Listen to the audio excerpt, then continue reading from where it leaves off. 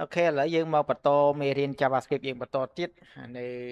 ក្នុងមេរៀននេះគឺនឹងលើកយកពីការប្រើប្រាស់ console.log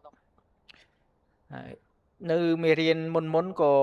ខ្ញុំជឿថាអ្នកទាំងអស់គ្នាបើសិនបានមើលវីដេអូមុនប្រកាសជាអាចនឹងយល់ខ្លះពី console.log ហ្នឹងហើយនៅគឺនៅមេរៀននេះយើងនឹងមកលម្អិតឲ្យកាន់តែច្បាស់ពីការប្រើប្រាស់ console.log នឹងជាអ្វីហើយវាដំណើរការដូចម្ដេចconsole.log ហ្នឹងគឺជា function មួយនៅក្នុង JavaScript ដែលប្រើសម្រាប់បង្ហាញព័ត៌មានដែលយើងច្រើនហៅថា output នោះហើយទៅក្នុង console.log របស់ browser ឬ runtime environment ដូចជា Node.js អញ្ចឹងឯងហើយយើងអាចប្រើវាដើម្បីមើលតម្លៃក្នុង variable របស់យើងហើយពិនិត្យលទ្ធផលនៃ code ស្វែងរកកំហុសក្នុងកម្មវិធីឬ debug អីហ្នឹងបាទបង្ហាញសារ mistake ក្នុងអំឡុងពេលដំណើរការ code អូខេឥឡូវយើងមកមើល code នៅលើផ្ទាំង VB code របស់យើងតែម្ដងយើងនឹងធ្វើ test ក្នុងការប្រើប្រាស់ console.log ដំបូងឡើយគឺយើងវាយពាក្យ console.log ហើយយើងបន្ថែម paradise មកហើយនៅក្នុង paradise នេះគឺយើងអាច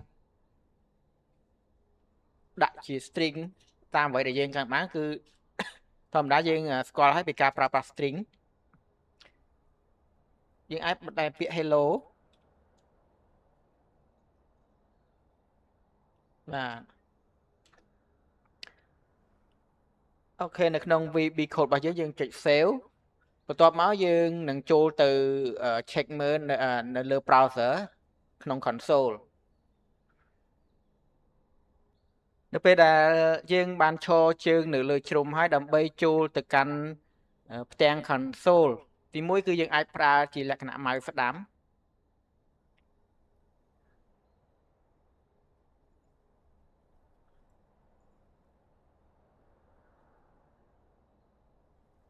បាទអញ្ចឹងបន្ទាប់មកគឺយើងចុចលើចុច mouse ស្ដាំលើវាឬយកពាក្យ inspect បាទ inspect ឬក៏យើងអាចចុច F12 ក៏បានដែរនៅលើ keyboard ឥឡូវខ្ញុំយក mouse ស្ដាំចុច inspect មកបាទដូច្នេះវានឹង load ផ្ទាំងរបៀបនេះមកបន្ទាប់មកយើងចុចយក console ទៅបាទអូខេនេះគឺជាផ្ទាំងដែលយើងទទួលបានខ្ញុំបរិចវាបន្តិចបាទ output code របស់យើងដែលផ្សេងមិញគឺ hello world នេះវាគឺនឹងបង្ហាញនៅ console ក្នុង console.log នេះបាទយើងនេះបាទ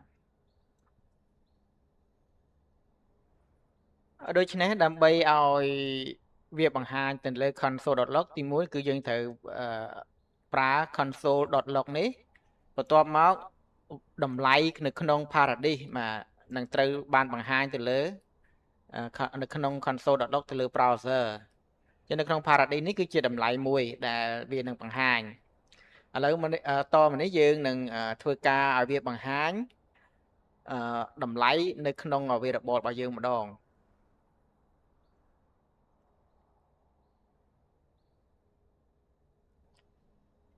អូខេដូចយើងមាន available name មួយ let name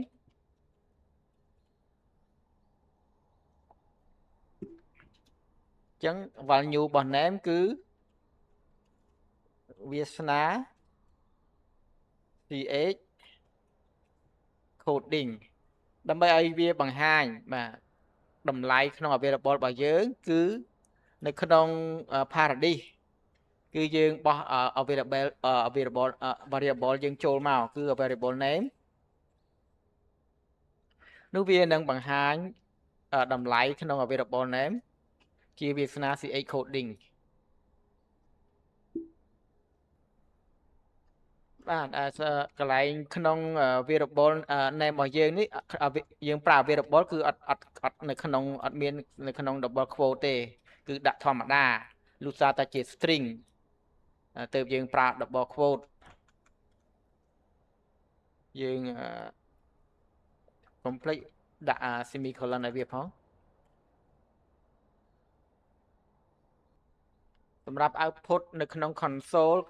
យើងទាញយកបានវាសនា ch coding ហើយយើងក៏អាចបន្ថែម string នៅពីមុខ name នេះផងដែរដើម្បីភ្ជាប់ string ទៅកាន់ variable យើងធ្លាប់សិក្សាយើងអាចបន្ថែមជា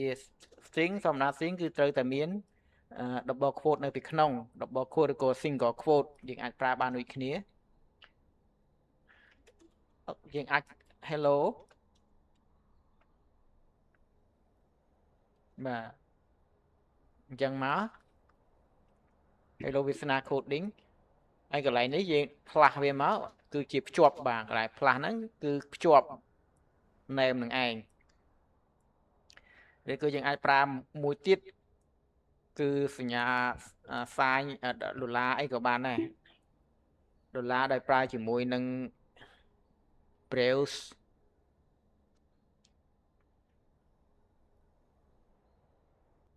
នេះគឺជាលទ្ធផល output របស់យើងគឺ hello វាសនា coding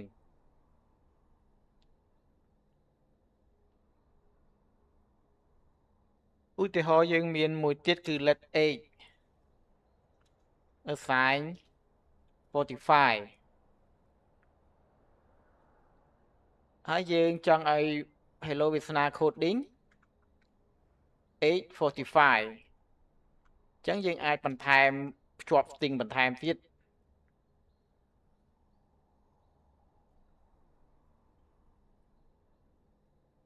ដោយ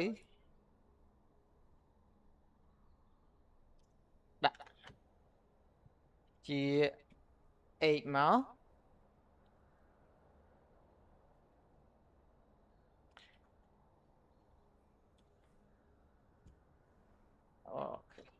អត់ត្រឹមត្រូវទៅបែងចែកមកត្រង់ចំណុចនេះគឺយើងអត់ប្រើផ្លាស់ដើម្បីភ្ជាប់ទេគឺយើងប្រើ comma ដើម្បីបែងចែកដើម្បីទាញយក available 2មកបង្ហាញបាទគឺប្រើ comma ហើយកន្លែងនេះយើងអាចដាក់ថា age comma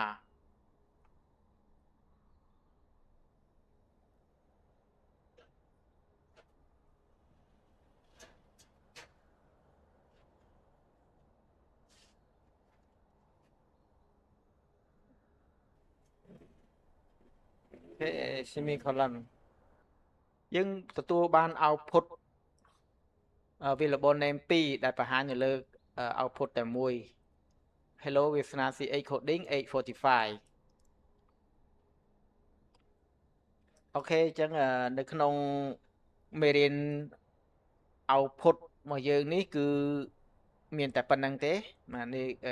ត្រូវបានបញ្ចប់នៅត្រឹមនេះបាទអរគុណច្រើនសម្រាប់ការសិក្សាជាមួយវីដេអូយើងខ្ញុំហើយកុំភ្លេចជួយ like ជួយ share subscribe ផងដើម្បីទទួលបានមេរៀនជាបន្តទៅទៀតបាទអរគុណច្រើន